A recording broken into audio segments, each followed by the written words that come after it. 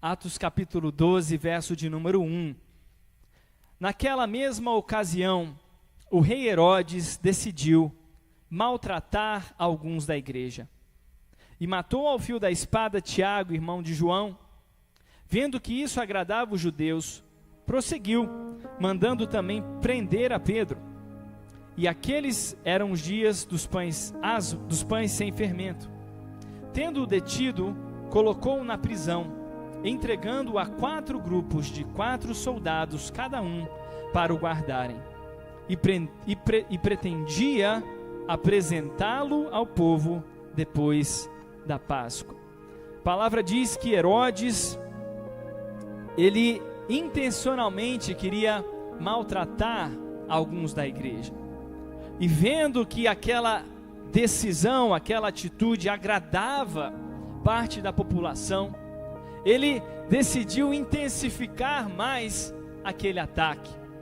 Não é de hoje que a igreja do Senhor Jesus passa por ataques, mas também não é de hoje que a igreja do Senhor Jesus é uma igreja mais que vencedora. Não era Herodes contra Pedro, não era um indivíduo contra um outro indivíduo, era quem Herodes representava contra quem Pedro representava. Essa dimensão é importante para nós que estamos aqui declarando vitória a cada quarta-feira. Quando estamos debaixo de um ataque, nós precisamos entender que não é contra a nossa pessoa física, mas é porque nós somos parte de um reino que é diferente do reino desse mundo. E a palavra diz que Herodes, ele queria maltratar a igreja, e Jesus foi bem claro em relação a isso. Jesus falou que o diabo veio para matar, o diabo veio para roubar, e o diabo veio para destruir.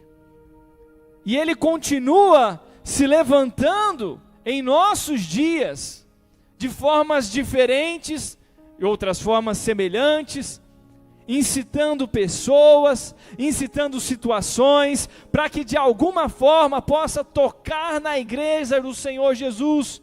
Como ele toca na igreja do Senhor Jesus? Aí sim, tentando tocar em você, tentando tocar em mim, tentando nos prender em algumas situações, alguns cativeiros que nós passamos pela nossa vida, tentando nos levar a passar por algumas dores, e essa guerra é real. Não é de hoje, mas a primeira coisa que nós podemos ressaltar aqui é que essa é uma guerra vencida pelo Senhor Jesus, lá na cruz do Calvário. Nós somos parte do corpo de Cristo e somos vencedores com Ele. A vitória pertence ao Senhor. Por mais que o inimigo se levante e negar a existência do mal, não me torna intocável por ele. Negar a existência de uma guerra espiritual não me isenta dela, porque ela existe, e a igreja estava debaixo de um ataque maligno. E a palavra diz que Herodes então prosseguiu, ele avançou naquele ímpeto.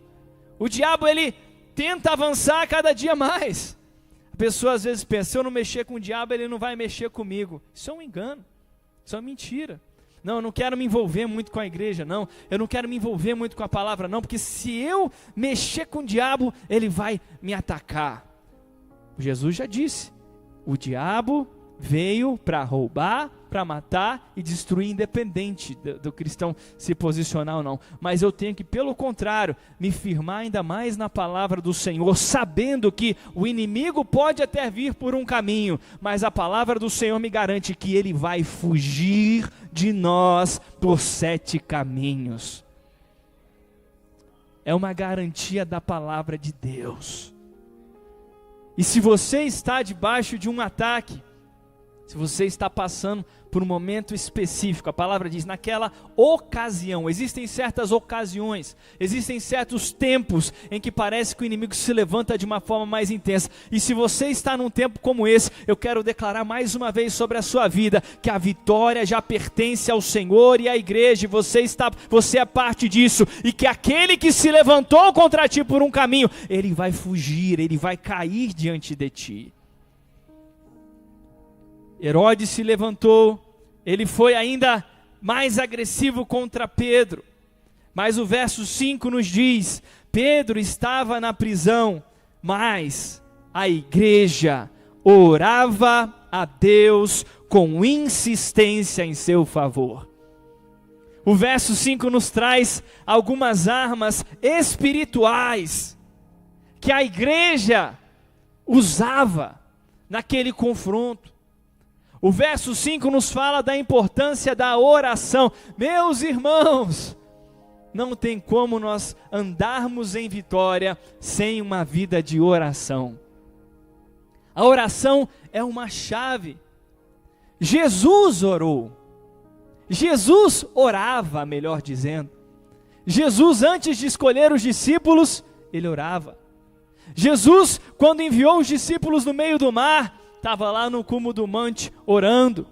Jesus, quando ia estar diante de espíritos malignos, ele declarava a palavra, uma oração de guerra, uma oração de confronto. Jesus, quando estava aflito, angustiado, a palavra diz que ele se colocou diante de Deus e orou. E a palavra diz que quanto mais angustiado ele se sentia, mais ele orava. Jesus usava a arma da oração. E a palavra diz, oravam com insistência, com perseverança. Muitas vezes o que falta não é a oração, o orar uma vez ou outra, mas a perseverança na oração.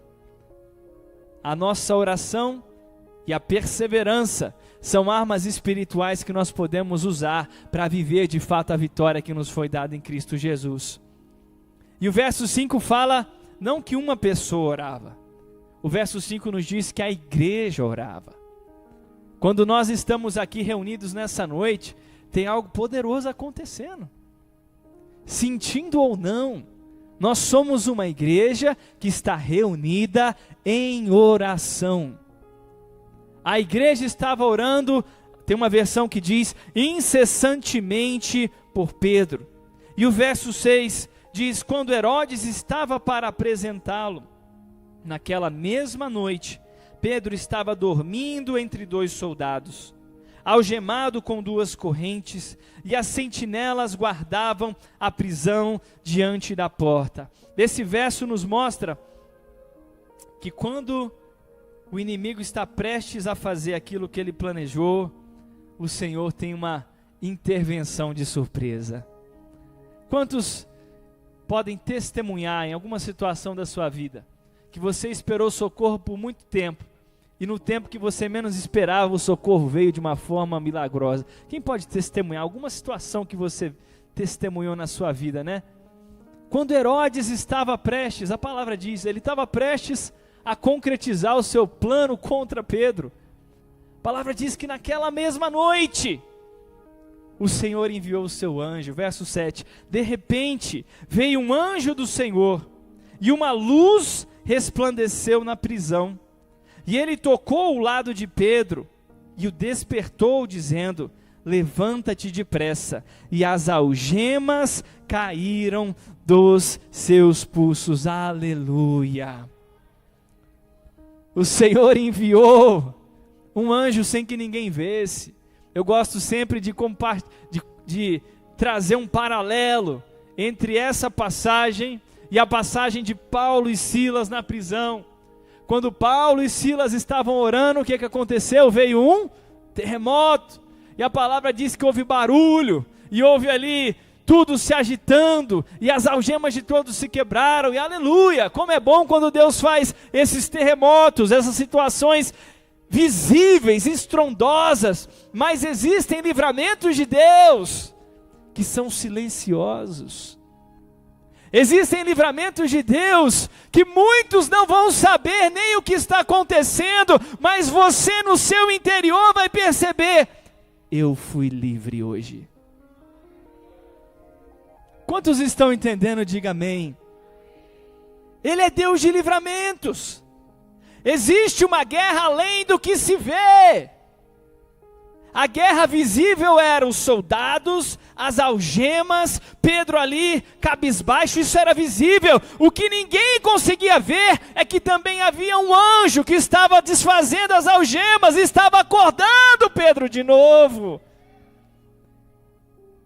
Existem livramentos que só você vê no primeiro momento. E isso é um motivo para você glorificar a Deus. Muitas curas que Jesus fazia eram visíveis.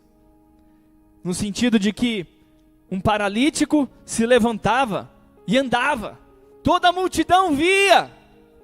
Mas teve uma cura silenciosa. A mulher do fluxo de sangue, ela chegou, ninguém sabia direito o que ela estava, a luta dela, talvez alguns sabiam, outros não. Ninguém sabia direito a fé que ela tinha no seu interior, mas ela estava lutando aquela luta ali, silenciosa, firme, cheia de fé, até que ela toca no manto de Jesus. E o que a palavra nos diz? Todos viram a cura? Não. A palavra diz que a multidão glorificou a Deus? Não. A palavra diz que ela instantaneamente sentiu estar curada. Naquele momento ela teve a convicção de que o Senhor tinha feito algo na vida dela. E eu quero encorajar você nessa noite a tocar pela fé no Senhor Jesus. Ainda que outros não percebam, você pode sair na convicção de que hoje houve uma liberdade nova no seu interior. É uma convicção. É uma convicção que eu tenho. O Senhor falou comigo. Eu estou livre desse medo. Eu estou livre dessa situação emocional. Quando essa situação bater de novo na minha porta, eu não vou enfrentar ela com medo, eu vou enfrentar ela com uma nova atitude, porque naquele dia o Senhor falou comigo, naquele dia eu toquei no manto de Jesus, e eu creio que dele saiu o poder. Aleluia. Pedro foi despertado pelo Senhor, ele se levantou, verso 8. E o anjo ainda lhe disse: coloca as tuas roupas e calça as sandálias. E ele assim fez. E disse-lhe mais: põe a tua capa e segue-me. Ao sair, Pedro o seguiu sem compreender o que estava acontecendo. Por meio do anjo, sem compreender que o que estava acontecendo por meio do anjo era real, pois pensava tratar-se de uma visão.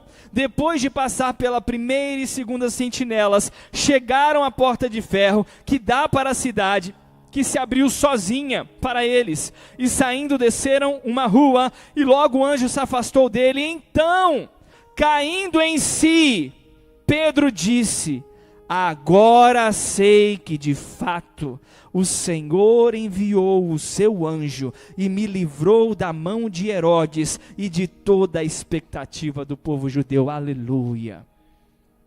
Pedro teve essa revelação que nós estamos falando.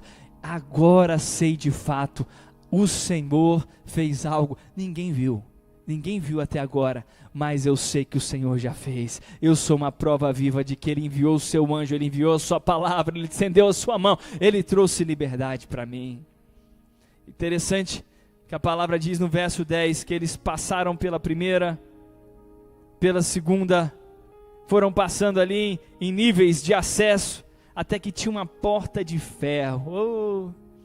Quem já figuradamente já viveu uma situação que tinha uma porta de ferro na sua frente, aquele sentimento de: esse levante é do inferno, não tem quem me tira.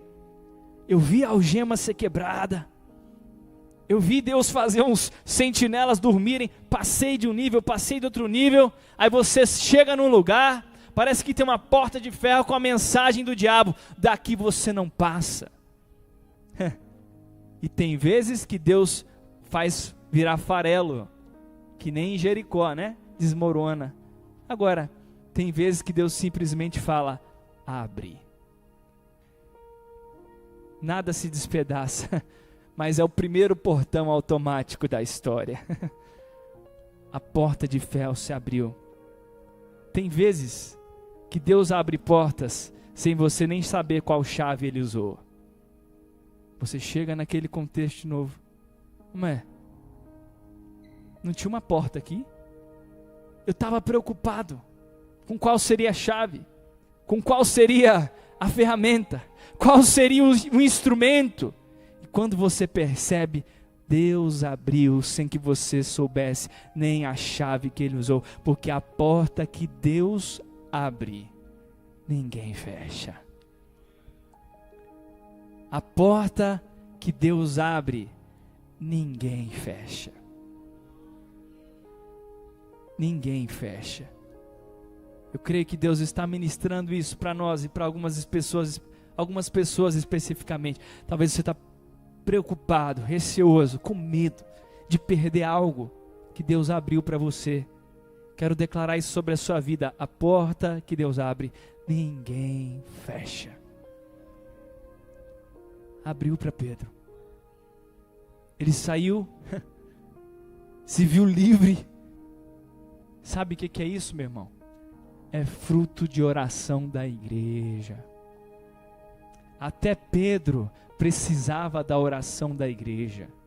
Todos nós precisamos da cobertura de oração da igreja. Todos nós precisamos aprender a lutar as nossas guerras debaixo dessa cobertura de autoridade que Deus colocou sobre a igreja. Se fosse Pedro lutando sozinho, ele não venceria. Pedro lutando sozinho negou Jesus 3 vezes, mas Pedro com o coração mudado, voltado para o Senhor e ali envolvido com a igreja, ele venceu as suas batalhas. Existe uma mensagem forte sobre o poder da unidade aqui. Quando Jesus foi preso, a palavra diz que os seus discípulos fugiram, se dispersaram. Mas quando Pedro foi preso aqui, a palavra diz que a igreja, em vez de dispersar, ela se uniu. E se uniu em oração. E isso é algo poderoso, aleluia. E no verso 12... depois de refletir nessas coisas, dirigiu-se à casa de Maria, mãe de João, também chamado Marcos, onde muitas pessoas estavam reunidas e oravam. Quando ele bateu no portão do pátio, uma criada chamada Rode saiu para atender. Reconhecendo a voz de Pedro, não abriu o portão por causa da alegria, mas correndo para dentro, anunciou que Pedro estava do lado de fora do portão. A alegria foi tanta que ela esqueceu até de abrir a porta para a bênção. Fala para o seu irmão, não esquece de abrir a porta para a bênção não, meu irmão. Pedro lá batendo na porta, ela ficou tão feliz. Aleluia! Deus respondeu. A vontade de contar era maior do que a vontade de abrir a porta para a bênção, né? Essa era... testemunhava mesmo dos feitos do Senhor, né? Aleluia. Quem já teve a vontade, né? Coçou a língua de dar o testemunho antes da bênção acontecer completamente, né? Não, eu já vou testemunhar, né? Aleluia. Isso é admirável, né? Porque testemunho é poderoso. Mas no caso ali a bênção já era completa. Pedro batendo na porta, ela viu, é Pedro. Deixa eu dar as boas novas. Que nós tenhamos essa motivação dessa mulher, Rode, né? De correr para dar notícia boa. Porque nós vivemos num mundo que corre para dar notícia ruim. É ou não é verdade, irmãos? Fofoca geralmente é coisa boa, coisa ruim. Fofoca é para falar bem de alguém? Já viu fofoca gospel? Fofoca evangelística, já viu? Não existe. É porque a língua carnal coça para levar para frente uma notícia ruim, às vezes uma mentira.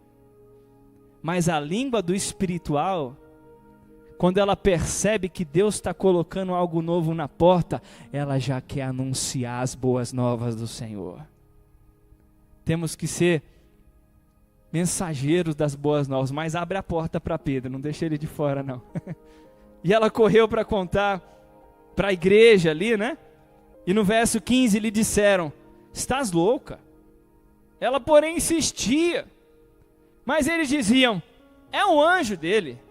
A igreja primitiva, vivia numa dimensão, em nome de Jesus nós vamos cada vez mais chegar lá, né? Conferência inclusive chama essência, né? Valorizando ainda mais a essência. Mas a igreja primitiva vivia numa dimensão tão intensa que para eles era mais normal ser anjo do que ser Pedro. Não, deve ser o anjo dele, né? É um anjo, né? Já vi um anjo ali, o outro ali, é o anjo. E ela: não é o anjo, é Pedro. E o verso 16: Pedro, porém, continuava a bater. Ô, irmão, se você não percebeu que tem milagre batendo na sua porta, Deus vai fazer esse milagre bater mais forte, até você abrir. Deus é misericordioso. Deus não mandou Pedro para outra casa, ele continuou lá batendo. Tem vezes que a gente está orando, Deus já respondeu, a gente está orando, e Deus: meu filho, eu já fiz.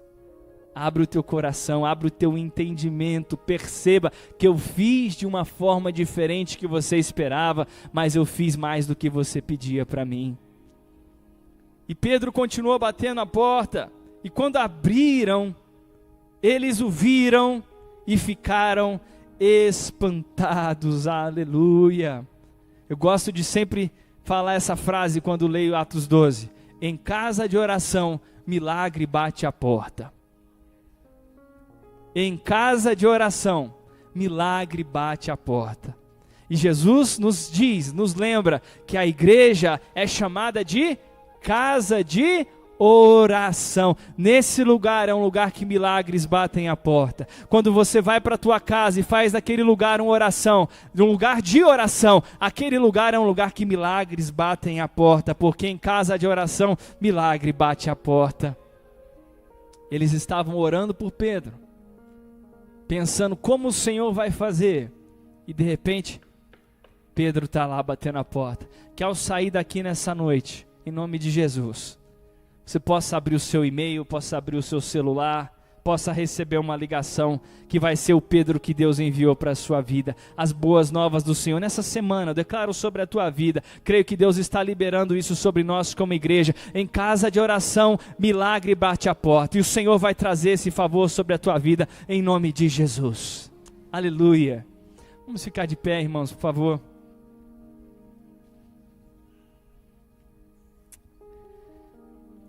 Glória a Deus.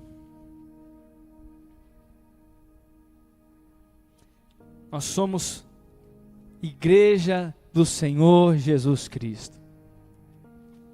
Não é de hoje que a igreja tem as suas lutas, mas não é de hoje que ela segue mais que vencedora nas suas batalhas. Louvando o nome do Senhor, glorificando o nome do Senhor, crescendo, mais pessoas sendo transformadas, salvas, restauradas, levando a palavra transformadora, o evangelho do Senhor Jesus. E você vai ser fortalecido, vai sair daqui fortalecido pelo Espírito Santo de Deus, amém? Levanta suas mãos, por favor. Feche os seus olhos. A palavra diz que Deus enviou um anjo. Deus enviou alguém para segurar a mão de Pedro ali, levantar Pedro, despertar Pedro. Algemas foram quebradas, portas foram abertas, e naquela mesma noite que Pedro seria destruído, ele estava ali sendo um testemunho vivo com a igreja do Senhor Jesus, que Deus responde a oração da igreja. Senhor, nós te louvamos, porque a tua igreja não é algo do passado, a tua igreja é hoje também. Somos parte da tua igreja. Obrigado, Jesus. Obrigado, porque o teu sangue nos lavou, nos fez regenerados, igreja santa do Senhor. Pai, essa mesma igreja que orou por Pedro um dia, hoje ora por alguém. Essa igreja nesse lugar, a fonte da vida aqui nesse lugar, está orando por alguém que está preso, está orando por alguém que está enfermo, está orando por alguém que tem uma sentença de morte, Senhor. está orando por alguém que se vê, meu Pai, tão prostrado, tão desanimado, Senhor Deus, mas que pode ser levantado pela Tua mão, que pode ser levantado pela Tua palavra. Senhor, é poderoso esse momento, é poderoso esse lugar de oração, e desse lugar nós queremos enviar a palavra de cura, queremos ministrar libertação, queremos clamar pela Tua misericórdia, queremos clamar também pela Tua justiça, meu Pai, sobre toda mão maligna que tem trazido opressão. Tu és um Deus justo e a autoridade maior é o Senhor. Nós declaramos livramento, favor, bênção do Senhor, em nome de Jesus. Amém.